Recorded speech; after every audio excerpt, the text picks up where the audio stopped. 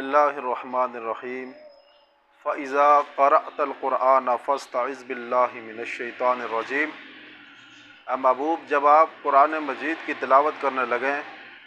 فرمایا کہ اعوذ باللہ من الشیطان الرجیم پڑھ لیا کریں، تعوذ پڑھ لیا کریں، رب ذوالجلال کی بارگاہ میں شیطان مردود سے پناہ حاصل کر لیا کریں۔ جس طرح انسان کو نماز پڑھنے کے لیے وضو ضروری ہے، وضو کرتا ہے تو وہ اس قابل ہو جاتا ہے کہ وہ نماز پڑھ سکتا ہے، قرآن مجید کو مس کر سکتا ہے، اس کی تلاوت کر سکتا ہے۔ تو اسی طرح فرمایا کہ جب تم قرآن مجید کی تلاوت کرنا چاہو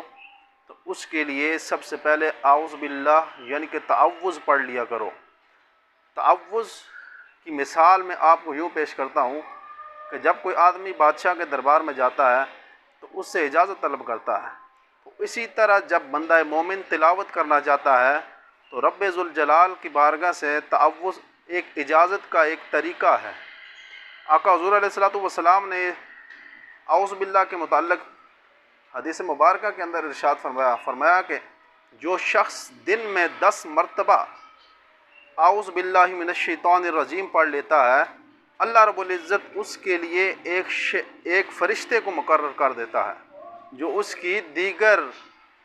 غیر ضروری باتوں سے اس کی حفاظت فرماتا ہے۔ اور حضرت حسن رضی اللہ تعالیٰ عنہ فرماتے ہیں کہ آپ فرماتے ہیں کہ جو شخص خلوص نیت کے ساتھ اعوذ باللہ من الشیطان الرجیم پڑھ لیتا ہے تو اللہ رب العزت اس کے اور شیطان کے درمیان 300 پردوں کو حائل کر لیتا ہے۔